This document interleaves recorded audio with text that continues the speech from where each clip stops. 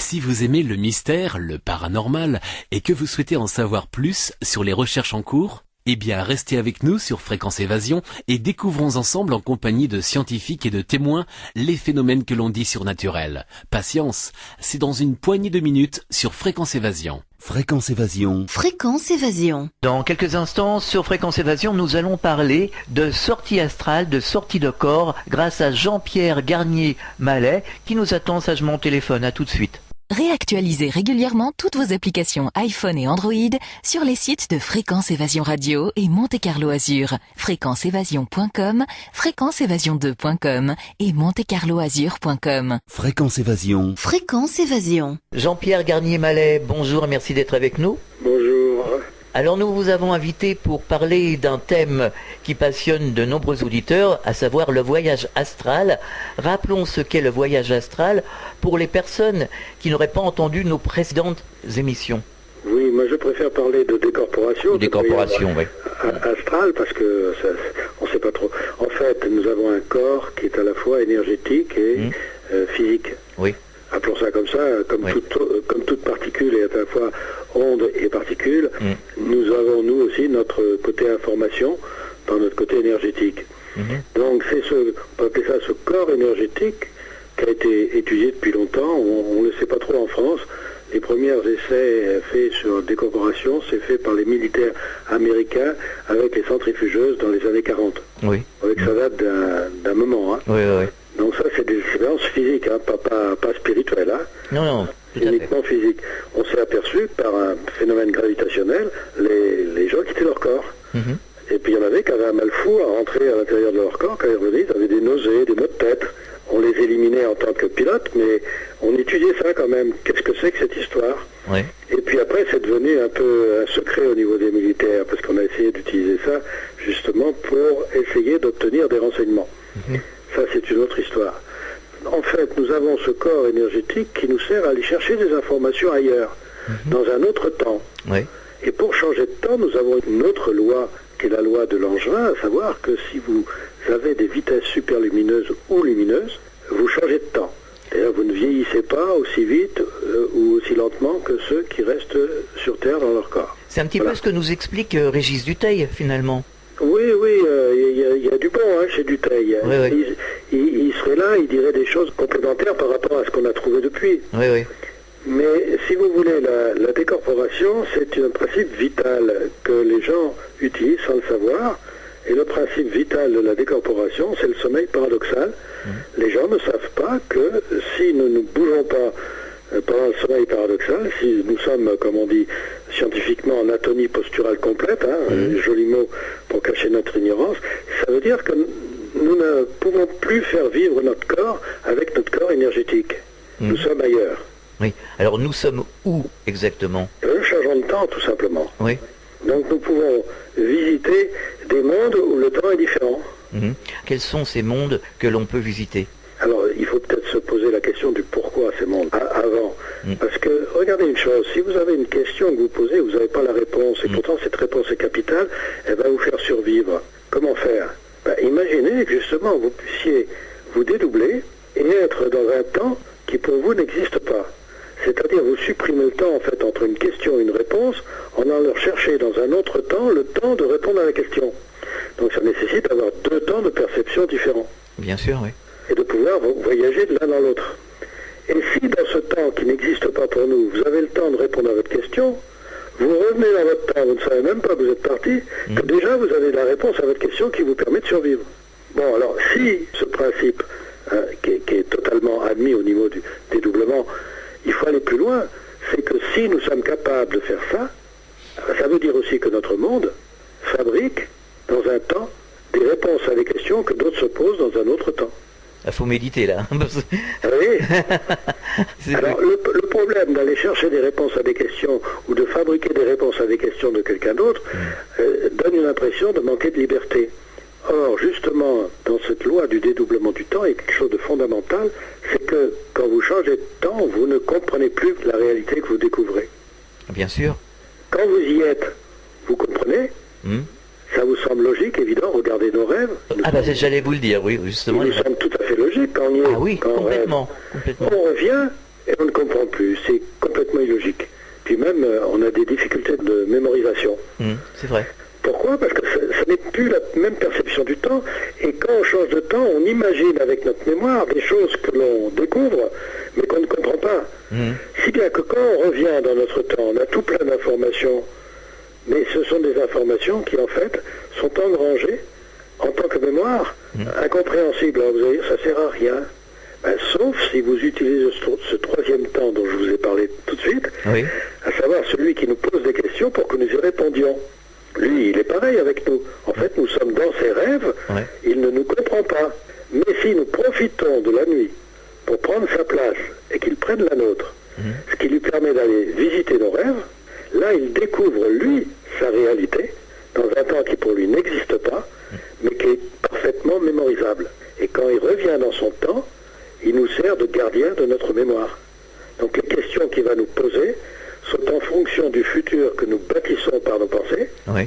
Et cette mémoire du futur, il y avait d'ailleurs un poète qui était un scientifique, qui s'appelait Paul Éluard, Ah oui, oui. qui avait dit justement cette merveilleuse phrase, qui est totalement scientifique, le passé est la mémoire du futur. Tout à fait. C'est joli, hein? Très joli. Et justement, pour rebondir, ça me fait penser aux personnes qui ont vécu des NDE, parce que nous en recevons énormément depuis des années ici, à ce micro. Il y en a énormément. Hein. Et notamment Nicole Dron, qui est connue en France, je suppose que vous la connaissez. Nicole qui nous disait, le temps n'existait pas. J'ai découvert que le temps n'existait pas. C'est pas qu'il n'existe pas, c'est que la perception du temps n'est pas la même. Voilà, tout à fait. Je suis tout à fait d'accord avec vous. Le zéro de l'un est l'infini de l'autre. Oui, oui, oui, tout à fait. Et alors là, on retrouve une autre loi scientifique très importante, qui est le principe de Langevin, à savoir que dans un temps nul, vous bénéficiez d'une énergie infinie. Alors, on le sait, pour les particules, c'est une loi parfaitement connue. Mais quel est l'intérêt d'avoir une énergie infinie dans un temps nul? Mais c'est que, en fait, ce temps nul n'est pas nul, l'énergie n'est pas infinie non plus, elle est très grande, immense, mais vous bénéficiez donc, si vous arrivez à percevoir le temps différemment dans ce temps nul, vous bénéficiez d'une énergie. Et c'est ça l'intérêt du principe de Langevin. Alors justement, c'est ce qui expliquerait peut-être quand les personnes qui font des NDE reçoivent toute une information concernant leur vie en très peu de temps finalement physique. Oui, parce que quand on meurt, en fait, on va visiter nos rêves, c'est-à-dire tout ce que nos pensées ont fabriqué. Ce qu'on aurait dû faire, ce qu'on n'a pas fait, ce qu'on aurait pu faire, ce qu'on n'a pas fait, ce qu'on a fait, qu'on n'aurait pas dû faire. Enfin, des tas de choses comme ça. Mais on le découvre dans un temps très long. Oui. Et puis, par le mouvement de dédoublement, le mouvement nous ramène dans le passé, c'est-à-dire là où en fait le temps est tellement ralenti que tout le temps qu'on a vécu n'existe pas. Oui. Et si, là, on rencontre justement notre mémoire, et si on revient par le phénomène de la NDE dont vous parlez, Oui. on a l'impression qu'on a vu défiler notre vie en une seconde. Oui, c'est ça, oui. Mais en fait, on n'a pas vu défiler, on a vécu tous les potentiels liés à notre vie. Car dès lors que vous fabriquez quelque chose par votre pensée dans un autre temps, ce que vous fabriquez n'est que potentiel. Ah oui, oui, oui, absolument. Alors c'est le logique. problème, c'est que l'on ne sait pas à l'heure actuelle, c'est que notre vie, toute notre vie, n'est que l'actualisation de potentiel. Nous ne fabriquons pas notre vie autrement que comme cela. Donc si vous modifiez vos potentiels, vous pouvez mieux vivre. Le principe, c'est de savoir que l'on modifie ses potentiels toutes les nuits et qu'il faut utiliser les nuits. Et que l'endormissement est donc quelque chose de phénoménal. Alors certaines personnes prétendent sortir de leur corps consciemment. Qu'est-ce Ça, que... c'est très dangereux. Oui, justement, alors c'est dangereux ou on fait peur aux gens? C'est-à-dire sortir de son corps n'est pas quelque chose qui est intéressant dans la mesure où ce que vous découvrez, n'arrivez pas à décoder ce que vous voyez. Et vous risquez tout simplement, moi j'appelle ça se faire parasiter par les autres mondes. Alors qu'est-ce que vous appelez, vous, comment vous conceptualisez les voyages astro? Beaucoup de personnes me disent qu'ils font des voyages, qu'ils voient des choses intéressantes, enfin, quelle est votre position sur ce sujet? C'est-à-dire qu'il faut discuter avec les gens qui n'ont pas tous les mêmes expériences, mais la majorité des gens qui font ces expériences sont parasités. Étant parasités, ils récoltent des pensées qui ne sont pas faites pour eux et qui font les leurs. Alors parasités par qui, par quoi? Les autres mondes. Mais alors, ceux qui font des sorties astrales, ou alors ceux qui font des NDE, tout simplement, sortent sans l'avoir voulu. Ah oui, mais on sort sans l'avoir voulu toutes les nuits. Hein. Le sommeil paradoxal, c'est une sortie de corps. Alors il y en a qui en ont des souvenirs, il y en a d'autres qui en ont absolument pas. Mais regardez, même les enfants, ça. Il y en a qui, justement, découvrent des cauchemars. Ça les réveille, ils ont besoin de lumière. Oui. Il faut savoir que tout ce que l'on fait dans la journée fabrique des potentiels. La nuit est faite pour arranger ces potentiels. Si vous ne les arrangez pas, vous vivrez les conséquences de vos pensées. Si vos pensées sont dangereuses, vous vivrez dangereusement. Si elles sont mortelles, vous mourrez. Mais ça, personne ne le sait, ou si peu de monde. Les voyages astraux ne sont pas des choses dont il faut plaisanter, ce sont des choses vitales qu'il faut savoir utiliser. Et ça nécessite quand même de connaître la façon dont ça marche.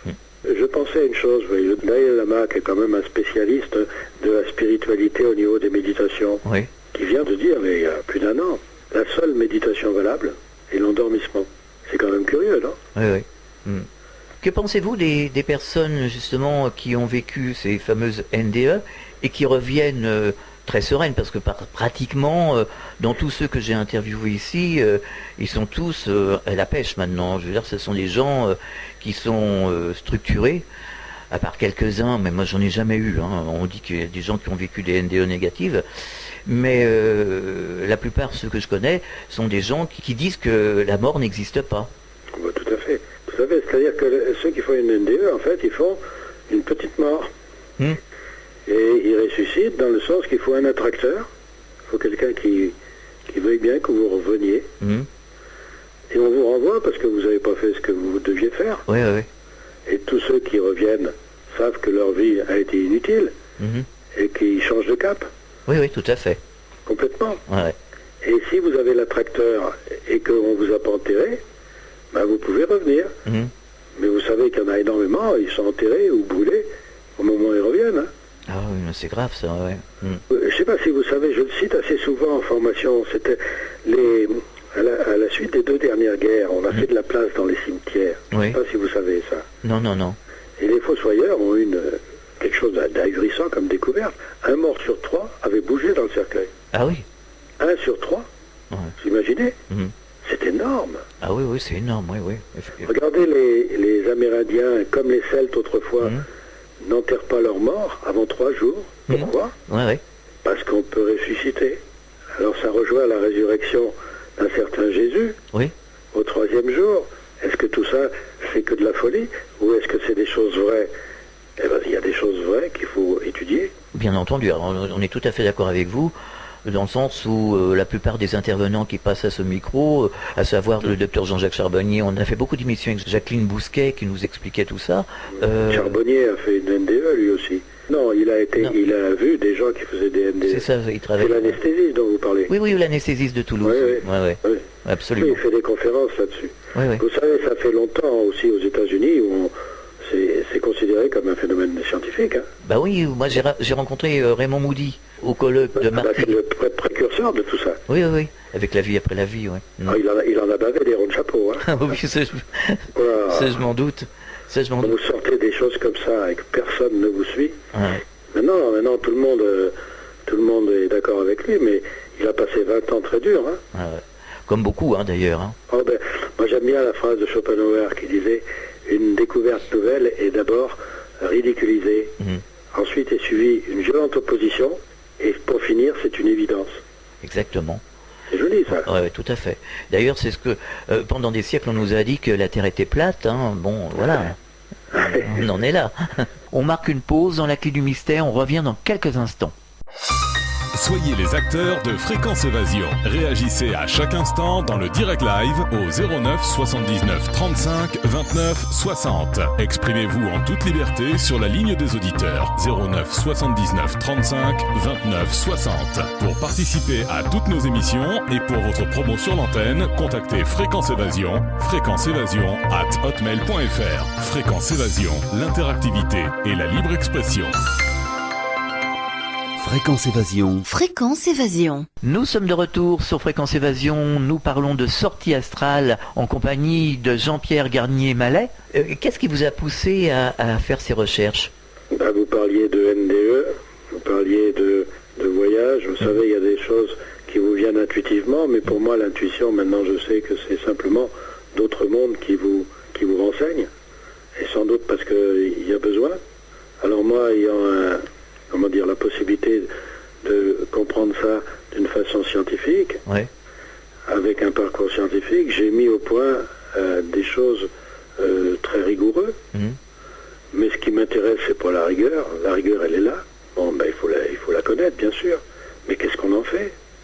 Et je sais très bien que tout ça, tout ce que j'ai pu écrire ou dire, etc., c'est dans le but simplement de modifier certaines choses qui se passent à l'heure actuelle dans le monde. Ah oui, tout à fait. Parce c'est grave, hein.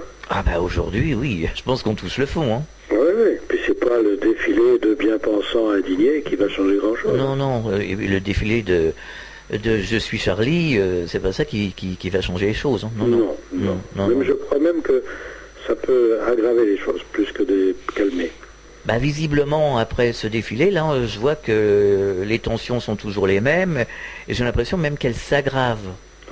Je pense même, vous voyez, j'ai entendu dire là qu'il y avait des agressions de lieux de musulmans qui n'existaient pas avant. Oui, il y a une recrudescence. Ça, c'est dramatique. Oui, tout à fait. Maintenant, le problème n'est pas là. Le problème, il est que personne ne sait que ce qu'on pense, on va le vivre. Il y en a très peu. Ben voilà. Sur la population globale, donc, il y en a très peu. Le problème, c'est que si vous avez envie de tuer quelqu'un, vous fabriquez le meurtre. Et celui qui va tuer la personne en question n'est que celui qui actualise le meurtre que vous avez fabriqué par la pensée. Donc, ils sont autant responsables, ceux qu'on pensait à tuer, que ceux qui tuent. Oui, tout à fait. Ben, ça serait une loi qui était... Vous savez que cette loi était connue quand même. On trouve les écrits grecs avec ça. Ah ben c'est vrai que si on fouille un petit peu dans les écrits, oui. On trouve plein de traces de tout ça, hein. Oh là là, c'est pas croyable. C'est pas croyable. On a tout perdu. Alors sans doute la volonté de se sentir plus libre. Alors que la grande liberté, c'est justement de savoir que on peut faire des choses merveilleuses par la pensée. Ah oui, exactement. Regardez, il y a une phrase qui était très connue, qui a été passée dans les oubliettes, en étant transformée. C'était « Ne pense pas à faire à autrui ce que tu ne veux pas qu'il pense à te faire ». Tout à fait. Qui a été transformée « Ne fais pas à autrui ce qu'il ne faudrait pas qu'il te fasse ». Oui, aux autres. Mais un acte, c'est un acte. Quelqu'un me donne un coup de poing, je peux même le rendre. Oui. Mais si je pense à donner un coup de poing à quelqu'un en lui faisant un grand sourire, le coup de poing, je lui donne. Oui. Eh bien, regardez, personne ne songe à ça aujourd'hui. C'est vrai. Et c'était enseigné, ça. Vous trouvez ça dans l'enseignement platonicien. D'ailleurs, moi, je m'étonne de voir, depuis des siècles et des siècles, les gens s'entretuer, les gens perpétuer des guerres comme ça, même de nos jours, c'est affolant, quoi. Et au nom de Dieu. Ah oui, justement, au nom de Dieu. Mais c'est tellement évident, c'est tellement évident, je n'arrive pas à comprendre comment on peut se battre au nom de Dieu. C'est ça qui est... C'est fou. Parce qu'on invente un Dieu qui, en fait, n'a rien à voir avec un créateur quelconque. Bien sûr. Donc on veut qu'il correspond à nos dogmes. Alors on tue ceux qui ne veulent pas accepter les dogmes. D'ailleurs, les personnes qui ont vécu les NDE, la plupart nous disent que ça n'avait rien à voir avec les religions tout en étant le centre, mais il n'y avait pas de dogme, justement. Les dogmes volent en éclats pour tous ceux qui reviennent. Non, il n'y a aucune barrière, on est prisonnier de rien. On est prisonnier de rien du tout. On est libre. Mais par contre, on est en télépathie. Donc évidemment, quand vous êtes en télépathie, quel est le plus fort de deux télépathes? Il n'y en a pas. Non. Ben, vous êtes automatiquement dans l'affection, dans la compassion. Oui. Mais attendez, vous n'avez pas besoin de vous forcer. Bien sûr. C'est un état différent qu'on a complètement perdu. Ah, complètement. Que pensez-vous des chamans, du chamanisme? Ben, tout le monde est chaman maintenant. Oui, c'est vrai. Mais moi j'ai constaté que quand même il y avait même sur moi, même sur des personnes à la radio, il y avait des choses, des sens qui se développaient. Et moi j'ai jamais rien vu, j'ai pas vu grand chose, il m'est arrivé quelques petites bricoles comme ça, mais enfin bon bref.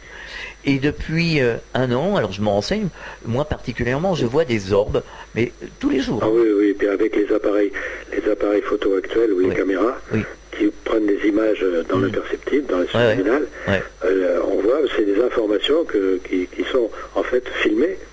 Et on voit ça, et il y en a qui étudient ça. Moi, j'avoue que je n'ai pas du tout étudié ça, mais il y en a qui étudient ça d'une façon très scientifique. Hein. Ah, bien sûr. Mais c'est pas admis. Hein. C'est incroyable. C'est comme les ovnis, hein. C'est pas admis du tout. Hein. Alors, on ne peut pas parler de ça. les orbes, je les vois, mais je les vois, il peut y en arriver une là, dans 3 minutes, ou je les vois sans arrêt, quoi. Et des belles couleurs, vous voyez, des bleus, c'est un peu lumineux, c'est difficile à décrire. C'est très joli, et le technicien de la radio les voit aussi. C'est que vous avez une capacité à changer un petit peu de temps, qui n'est pas fréquent. Alors je vois ça depuis 1 an, hein. C'est très récent. Et en parlant dans les diverses émissions, ici à la radio, je pose des questions et je m'aperçois qu'il y a des gens qui commencent à parler et qui disent « moi aussi je vois ci » ou « moi aussi j'ai ci » ou « j'ai ça ». Le problème, c'est que comme ce sont des choses qui se passent, enfin des visions qui se passent dans un autre temps, et que ça nécessite de changer de temps, comme tout le monde ne change pas de temps en même temps, vous pouvez voir des choses que votre voisin ne voit pas. Tout à fait, oui. Donc il va dire c'est une hallucination, puisque moi je la vois pas. Oui, oui. Et en fait, plus la personne est rationnelle, moins elle change de temps. Donc de ce fait, ces gens-là vont devenir de plus en plus rationnels. Oui, oui, oui. Notre protection, c'est de ne pas changer de temps. Bien sûr. Parce que si vous changez de temps, vous allez voir des choses, vous pouvez voir des cauchemars. Oui, mais enfin, j'ai jamais de cauchemar. Le principe du chaman est le suivant. Si vous allez dans le futur qui fabrique nos potentiels, vous n'y comprenez rien. Oui, oui. Mais ce futur est une réalité présente qui a son propre futur. Et ce propre futur correspond à notre réalité. Si vous êtes capable de franchir cette distance temporelle, vous voyez des choses qui peuvent vous arriver, comme dans notre réalité. Voilà le principe du chaman. Oui, oui. Bon, le problème, c'est que maintenant, nous sommes à la fin d'un cycle de dédoublement du temps, et que ceux qui étaient dans le futur ont déjà fait l'union avec ceux qui étaient dans le futur du futur. Donc maintenant, si vous allez dans le futur, vous voyez votre futur, et vous le comprenez. Oui, oui. C'est ça que je vous dis, que tout le monde est chaman à l'heure actuelle. Alors je vais vous poser une question que tous les auditeurs vous poseraient s'ils étaient devant vous, hein, elle est récurrente. Que se passe-t-il quand on meurt? Ben, on ressuscite. Oui, mais on est où? On va où? C'est ça. C'est là où justement la mort vous fait passer par le futur. Et ce futur-là, il faut s'en dégager complètement. Il correspond aux conséquences des pensées humaines. Vous voyez ce que ça peut donner. Oui, tout les à fait. conséquences des pensées humaines. Puis vos propres pensées. Oui, oui. Donc vous traversez tout ça, si vous n'êtes pas aidé par une compréhension de ce qui se passe, si vous n'êtes pas aidé par le fait que vous avez vécu en essayant de ne faire de tort à personne, ce futur vous arrête. Et vous n'arrivez pas à revenir dans ce que j'appelle le passé, c'est-à-dire le monde qui nous donne les informations. Oui, oui. Mais si vous vous laissez entraîner, si vous êtes dedans, c'est comme un espèce de... C'est très sombre, ça tourne, et au fond, vous voyez une lumière. Et cette lumière s'agrandit, et à un moment, elle vous aspire. Oui. À une condition, c'est que vous ne songiez à rien. Vous êtes indifférent à tout ce que vous pouvez découvrir dans ce futur. Et à ce moment-là, vous vous retrouvez dans le passé avec une forme lumineuse. Tous ceux qui ont fait une ND peuvent en parler. Et cette forme lumineuse qui vous renvoie pour ressusciter. Mais là, vous savez exactement, là vous êtes ressuscité. Hein. Oui. Après, il vous dit, non, il faut retourner. Retourner, ça veut dire quoi? Mourir. Et on n'a pas envie. Hein. Si moi vous dire, vous n'avez pas envie de revenir. Hein. Ah oui, la plupart, de toute façon... Moi, je peux vous dire, vous n'avez pas envie de revenir. Et même la personne qui vous a attiré, vous lui en voulez. Oui, c'est ce qu'ils nous disent. Je peux vous dire que c'est vrai. Et pourquoi? Mais on n'a plus envie. Alors quand vous voyez les gens qui s'accrochent à la vie comme si c'était vraiment la chose la plus merveilleuse qui existe, c'est vrai qu'on peut avoir des choses formidables dans la vie, mais c'est rien. Et regardez aussi les anciens, tous les anciens sans exception, quand on regarde bien et qu'on cherche bien, disaient que la naissance est une mort et la mort est une naissance. Oui. Dans les deux côtés. Hein. Ah oui. Oui. Et ça, c'est toutes les civilisations confondues. Hein. Nous, on a perdu ça. Nous, on croit vraiment qu'on a une vie, à quoi elle sert. Hein. C'est vrai. Vous avez vécu vous-même une expérience? C'est pas exactement ce qu'on appelle une NDE. Disons une NDE non mortelle, je sais pas comment dire. Oui. Parce que les NDE, généralement, vous avez une mort clinique. Hein, cerveau plat, cœur qui marche plus. Oui. Hein, donc, moi, c'était pas ça. Chaque témoignage sont intéressants. Oui, mais là, en ce moment, vous savez, vous en avez tout plein de témoignages là, sur les NDE. C'est vrai. Il y en a tout plein, oh là là. Et sur les changements de temps, regardez, par exemple, je peux vous parler d'une chose personnelle, c'est un accident de voiture. Ma femme et moi, on est des miraculés. On a eu un changement de temps. Une seconde a duré 20 secondes et ça nous a permis de survivre. Ah, c'est ce que Pierre Jovanovic m'expliquait, parce qu'il a été victime, je pense que c'était aux États-Unis, il a été victime, on lui a tiré dessus, en fait. Et il a dit que le temps, pour lui, s'est arrêté, c'est-à-dire qu'il a vu la balle arriver tout doucement, et il a eu largement le temps de se décaler pour que la balle passe à côté. Exact. Eh bien, j'ai eu quelqu'un en formation qui était du GIGN et qui m'avait raconté une histoire. Il revenait de l'Afghanistan, il avait été chercher un copain qui était blessé, et en revenant, il y avait un mur, et il voyait les impacts des balles sur le mur, et il se rendait compte qu'en fait, il courait avec des curieux zigzags, et que ces zigzags correspondaient aux impacts. Je ne sais pas comment vous dire. Oui, je comprends. Il racontait ça mieux que moi. Oui. Et c'est là où il s'est pas rendu compte sur le moment qu'en fait, il avait changé de temps. Il avait le temps de faire des choses qu'on n'a pas le temps de faire. Oui, voilà, c'est ça. Et c'est comme ça qu'il s'en est sorti. Et évidemment, ça vous fatigue énormément, des expériences comme ça. Ah oui, je me doute. Alors, aujourd'hui, on parle beaucoup de compression du temps depuis quelques années. Regardez, vous avez un cycle de dédoublement du temps qui dure 25 000 ans, à peu près. 24 840 plus une transition de 1080 exactement. Et correspond au cycle de précision des équinoxes. Mais là, c'est la théorie qui me permet de calculer ça. Et les explosions solaires m'ont permis de voir qu'on en vivait la fin. Oui. Et la 4e explosion de 1989, il y en a eu 3 avant, ont ouvert tous les potentiels disponibles parce que les hommes ont fabriqué pendant 25 000 ans. Donc nous avons en ce moment une accélération foudroyante de la perception du temps. Alors on a donné le prix Nobel à Perlmutter et Schmidt pour avoir découvert l'accélération de l'expansion de l'univers, mais en fait c'est une fausse accélération. C'est simplement que quand vous arrivez à la fin d'un cycle, comme au début du cycle, vous avez un phénomène inflationniste au niveau de la perception. Car tout d'un coup, le temps que vous percevez n'est pas celui que percevaient nos ancêtres. Je comprends, oui. Alors on va faire des centenaires là. C'est sûr. Parce que notre âge, il est lié à la rotation de la Terre. Oui. Donc nous, 100 ans, c'est 100 tours de Terre. Et imaginez que vous soyez à 7000 années-lumière de la Terre, et que vous voyez tout d'un coup que la Terre tourne beaucoup plus vite, parce que vous êtes dans un autre temps. Pour ceux qui sont sur Terre, ça ne change rien du tout. Mais par rapport à l'univers, alors c'est là où justement, on dit, c'est normal, la médecine a fait beaucoup de progrès. C'est vrai. Il est vrai aussi qu'on mourait de choses, il y a quand même ça aussi. Mais vous avez le sentiment que le temps passe très vite. Ah oui, complètement. On a l'impression qu'on, même en 24 heures, on n'a plus le temps de faire ce que l'on faisait avant. Exact. Alors des fois, je me dis, c'est moi qui... Mais non. Non, et vous êtes envahi de tas de pensées, alors qu'avant, vous aviez le temps entre deux pensées différentes. C'est vrai, oui, c'est vrai que moi je pense beaucoup déjà, peut-être un peu trop. C'est pas un défaut. Non, mais c'est vrai que on a l'impression, par contre c'est vrai que c'est bouillonnant, mais en même temps, on a plein de choses à faire et on n'a pas le temps de les faire.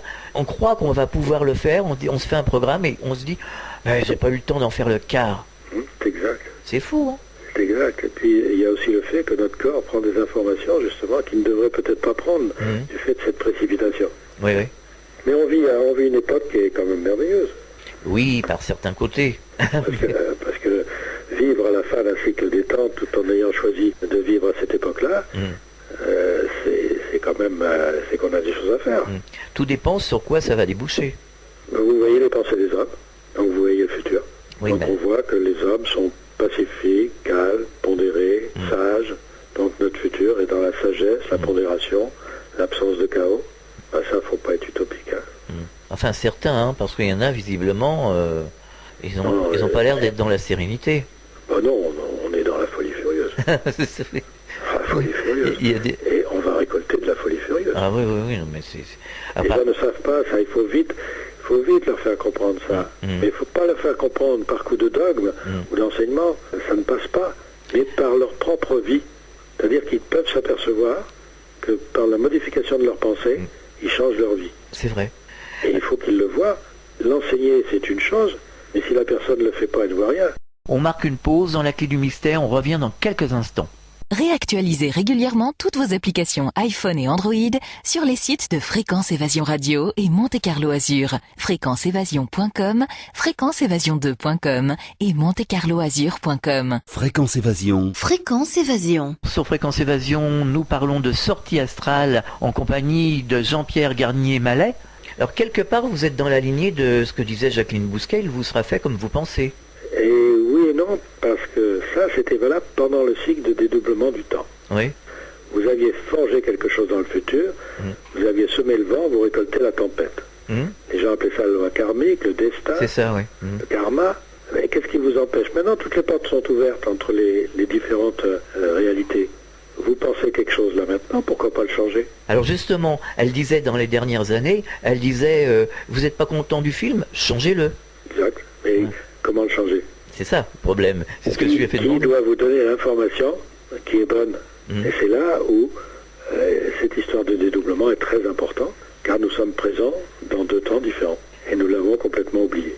Alors comment pouvez-vous expliquer qu'il y a plein de gens qui font toujours des cauchemars, moi j'en connais, et il y a des gens comme moi qui ne font pas de cauchemars, c'est toujours des rêves assez agréables, ou alors c'est neutre, mais bien souvent c'est agréable. C'est pas... Oh, on pourrait parler de ça des heures, longtemps. des jours. Oui, non, parce que là, il est vrai que le fait de rencontrer les rêves qu'on a fabriqués pendant la journée, ben, si vous êtes dans l'angoisse, dans la peur, vous allez rencontrer des choses horribles. Si vous êtes au contraire dans la quiétude, la tranquillité et la sagesse, ben, il n'y a rien qui vous dérange. Donc vous passez les frontières, j'allais dire de la petite mort. Vous savez qu'autrefois on disait que le sommeil c'était une petite Ah oui, mort. on le dit encore, hein. Pas souvent. Hein. J'ai entendu, hein. J'ai Oui, entendu. oui. Ben, les Tibétains disaient ça. Ah ouais. Il y avait aussi en Afrique autrefois, mais autrement, non, de nos jours, il y en a qui le disent, mais ils ne savent pas d'où ça vient. Est-ce que vous ne pensez pas qu'il faut prendre beaucoup de distance, de recul avec les événements? Oh là oui, et surtout pas juger. C'est ça la grande difficulté, parce qu'on a envie de juger. Moi j'ai envie de juger comme tout le monde, Hollande devant le défilé, les frères Kouachi, j'ai envie de juger tout ça. Ben il faut pas. Pour autant, on peut peut-être se mettre en colère, mais c'est pas forcément un jugement, je veux dire, en profondeur. Vous savez, la grande difficulté, c'est que si vous pensez... Oui, regardez une chose quand vous pensez à tuer quelqu'un parce qu'il a tué déjà. On entend ça, là, il mérite la mort, etc. Il faut savoir une chose, c'est que quand quelqu'un meurt, sa dernière pensée va lui ouvrir le potentiel infernal ou au contraire excessivement calme. Et celui qui veut la mort de quelqu'un qui va mourir peut prendre en charge les potentiels de cette personne-là. Ça ne se sait pas, ça. Oui, oui. Alors peut-être à condition de le penser au premier degré, parce qu'il y a des choses qui sont dites sur le coup de l'énervement par plein de gens, hein, la plupart d'entre nous d'ailleurs, mais c'est pas pensé au fond de soi. Il n'y a que la personne qui peut juger. Hein. Oui, non. Les autres, Mais il y a des gens qui... Parce que là, je vous rejoins dans ce que vous me disiez, je trouve que les gens, finalement, quelque part, deviennent pacifiques, parce qu'il y en a beaucoup qui ronchonnent, notamment les Français, hein, sont des ronchons invétérés, mais après ils se calment, on se calme, je veux dire, parce que c'est pas pensé au premier degré. Ceux qui pensent au premier degré, bien souvent, vont passer à l'action. Oui, ben regardez le phénomène là qui vient de se passer. Oui. La majorité des gens réclament la mort. Ça sert à rien. Oui, mais voilà. Et si vous êtes justement à penser à faire aux autres ce que vous aimeriez que les autres pensent à vous faire, le premier réflexe à l'égard de choses comme ça, c'est « bah non, je veux pas le tuer ». Bien sûr. Est-ce que je lui reproche d'avoir tué? Je peux pas le tuer. Oui, oui. Bien sûr. Ça coule, j'allais dire ça coule de source. Ben, c'est pas ce qu'on entend. Hein. Non, c'est vrai. Je pense que les gens sont un peu impulsifs quand même. Il y a beaucoup de gens qui sont impulsifs. Comme on dit souvent, hein, laisse-le, il ne pense pas ce qu'il dit. C'est vrai, souvent. Oui, mais il y a non seulement le fait de dire quelque chose fait qu'on se change par nos pensées, mais on change ceux qui écoutent. Oui. Donc si je parle et que je dis des choses qui sont vraiment dangereuses, disons ça comme ça, comme j'ai modifié ceux qui m'ont écouté, je suis responsable de ce qu'ils vont faire à cause de l'écoute qu'ils ont eue. Oui, oui. Donc c'est là aussi je prends en charge des choses qui peuvent être très graves. Il y a une phrase que j'aimais bien quand j'ai découvert le proverbe complet. Je ne sais pas si vous le connaissez, le début du proverbe, vous le connaissez, c'est la La parole est d'argent, mais le silence est Et d'or. d'or, oui, absolument. Oui. Mais vous connaissez peut-être pas la suite, Non, allez-y. car il ne nourrit pas ton ennemi. Ah oui. Et ça, c'est important. Bien sûr. La parole nourrit ton ennemi, le silence ne nourrit pas ton ennemi. Alors là, ça passe par une prise de conscience. Ah oui, Donc il y a un gros travail à faire. oula. Ah oui, ah, vous pouvez le dire. C'est même peut-être le plus dur. Ben, c'est ça, c'est le plus dur. C'est ça le problème. Oh. Donc quel conseil vous donneriez aux auditeurs qui se posent des questions, comment je peux changer les choses? Quel travail j'ai à faire finalement? À contrôler sa pensée. C'est pas difficile à dire, c'est plus difficile à faire. Contrôler dans toutes circonstances sa pensée, pour qu'elle ne fasse de tort à personne. En fait, il est C'est jamais une énergie folle, hein. il est jamais trop tard pour bien faire. Tenez, j'aurais peut-être une bonne conclusion à vous dire au niveau de voir quel est l'aspect énergétique de la pensée. Oui. Si vous pensez, contrôlez votre pensée, vous êtes sûr qu'elle ne fait de tort à personne. Mhm.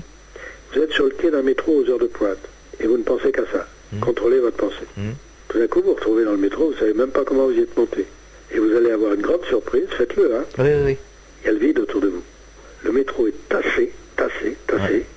Alors ça, je le dis souvent en formation, parce qu'on pouvait faire l'expérience quand vous voulez. Ben ça, il y a un siècle, vous ne l'auriez pas fait. Non pas parce qu'il n'y avait pas les métros, mais parce que la pensée, en ce moment, est une énergie instantanée.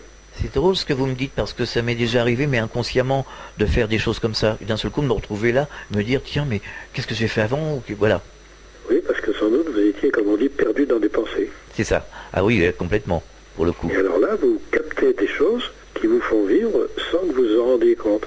Et si vous contrôlez que vous êtes sûr que votre pensée est bienveillante à l'égard des gens, ce que vous récoltez, c'est la bienveillance pour vous-même. D'accord. Et vous trouvez dans un métro, au lieu d'être tassé, vous êtes libre. Maintenant, si vous avez un sentiment de supériorité par rapport aux autres, donc vous rentrez dans ce qu'on peut dire de la malveillance, et tout le monde se tasse sur vous. D'accord. Mais c'est là où on voit quand même une chose physique, hein, c'est que vous repoussez les gens. Pourquoi? Parce que eux ne sont pas dans le contrôle de la pensée bienveillante. Ils pensent à faire aux autres qu'on n'aimerait pas qu'ils allez, qui se pousse un peu, celui-là il pue, celui-là. Enfin, vous voyez, dans le contexte du métro aux heures de pointe, ce qu'on peut penser. Oui. C'est ahurissant, c'est ahurissant. On peut faire des expériences multiples, bien sûr, mais pas pour se donner un goût de supériorité, juste pour voir que notre pensée est énergie. Une fois qu'on a vu qu'elle l'était, on le sait, on n'a plus besoin de faire d'expérience. Oui, bien sûr, tout à fait. Alors, est-ce que vous donnez des conférences? Oui. Alors, sur quel thème? Les conférences, c'est surtout des séminaires que je fais. Des séminaires? Oui.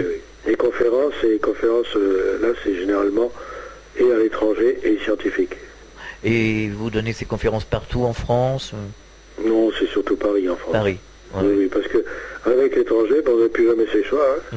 Est-ce que vous avez des projets? Est-ce que vous avez peut-être des projets d'écriture ou je ne sais pas? Oh, il va certainement y avoir un autre livre résumant un petit peu tout ce que j'ai pu dire à droite à gauche, surtout en séminaire et formation, justement. Et puis on essaye de faire connaître ça. Mais vous savez, la difficulté aussi, c'est de faire connaître sans prosélytisme. Le prosélytisme étant dangereux. Donc, faut attendre que les gens viennent à vous et non pas aller les chercher par voie de publicité. Ah, j'ai remarqué que ça fonctionne, ça, parce que, j'essaye de transmettre des choses qu'on m'a transmis, et puis il y a des gens qui sont un peu, c'est pas le moment. Et j'ai eu tendance pendant un moment à forcer un peu les choses, parce que par passion, finalement. Et puis au bout d'un moment, je me suis rendu compte que ça marchait pas. Et j'en parle, les gens, c'est comme à la pêche, ils prennent le poisson, voilà. Ou ils le prennent pas, ou ils ratent. Et en fait, j'insiste pas. Et c'est ces mêmes gens qui reviennent, qui me disent, au fait, qu'est-ce que tu disais? Voilà. C'est très rigolo. Oui. Et par contre, quand on essaie d'aller dans le prosélytisme, là, on verra qu'on prend une claque. Parce qu'on force les gens qui, par politesse ou par sympathie ou autre, sont obligés de nous écouter. Oui. Et regardez, je dis une chose justement à ce propos-là, en formation. Je dis aux gens, vous voyez le prosélytisme, quand vous allez rentrer de cette formation, de ce séminaire, les gens vont vous demander qu'est-ce que c'était ton séminaire. Et vous allez vouloir dire, voilà, j'ai apprécié, j'ai fait ça, patati patata. Et je peux vous dire, vous êtes dans le prosélytisme, la preuve. Dites aux gens qui vous posent une question, et toi, qu'est-ce que tu as fait? Je vous jure que quand ils auront répondu, ils ne vous reposeront plus la question. Et ils ont échappé à votre réponse. Eh bien, les gens le vérifient. c'est vrai. Qu'est-ce que vous pensez finalement des gens qui nous disent que la Terre, enfin le monde dans lequel on évolue, là, c'est une école? Ah, c'est pas tout à fait ça. Moi, oui, je comprends ce que vous voulez dire. Ouais. C'est une école dans le sens qu'on a une responsabilité dans le futur et qu'on vient pour arranger cette responsabilité. Alors, l'école, c'est peut-être aussi apprendre comment arranger cela. Voilà, c'est ça. Mais il y a aussi une autre chose, c'est que là, maintenant, on n'a plus le temps. On n'a plus le temps parce que le cycle se termine. Oui. D'ailleurs, la raison pour laquelle on est 7 milliards d'individus, on ne s'est pas pressé au portillon avant la fin. Mais ça, les gens, ils ne savent pas. Alors, on se perd dans des histoires de... Bon, on invente des dogmes, des tas de choses qui conduisent généralement à des embrouilles. Bah oui. Je viens sur Terre pour arranger le futur potentiel que j'ai créé. En fait, le cycle se termine ou il est terminé? On dit... Il se termine, on va en commencer un autre. Quand?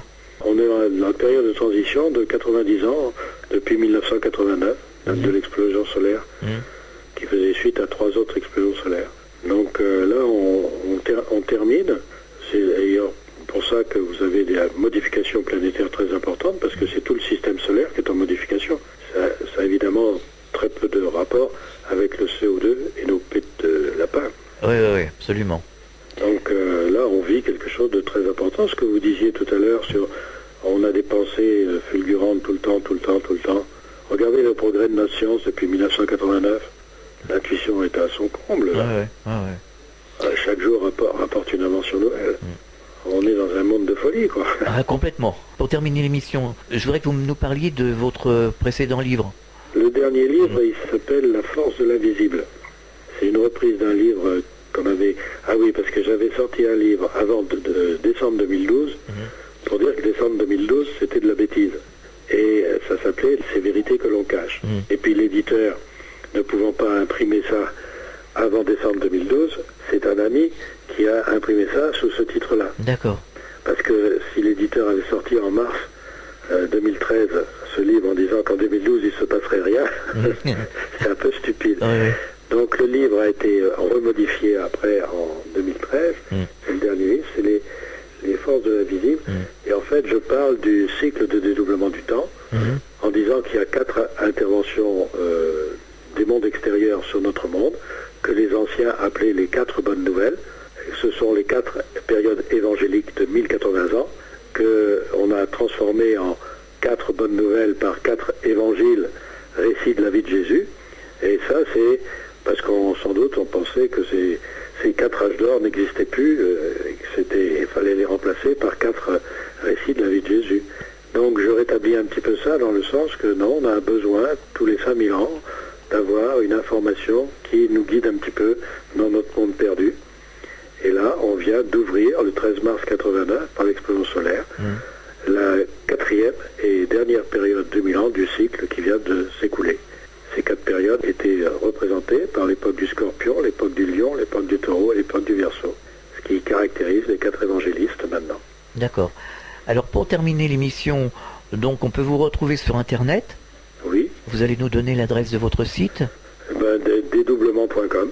D'accord. Et qu'est-ce que l'on peut trouver sur ce site Internet? À mon nom aussi, vous pouvez trouver des publications scientifiques. Puis on peut m'envoyer des mails à mon mail qui est sur le site. Jean-Pierre Garnier-Mallet, merci d'avoir répondu à nos questions, c'était très passionnant. À très bientôt sur cette antenne. Il n'y a pas de quoi. À très bientôt. À très bientôt, au revoir. Fréquence Évasion.